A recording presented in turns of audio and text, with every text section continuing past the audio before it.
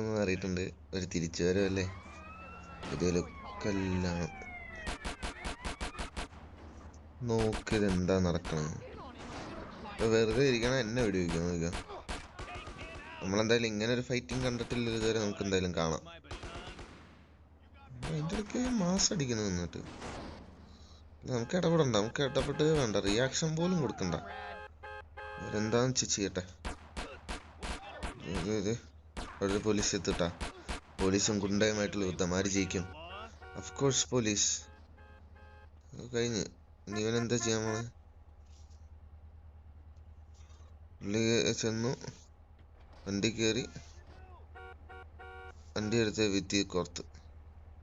ഇത് ചത്തിടുന്നവൻ എടുത്ത് എണീറ്റ് പോകുന്നു. നമുക്ക് എന്തായാലും പൈസ വെറുതെ എടുക്കല്ലേ. പുള്ളി അങ്ങടെ പോന്നെ.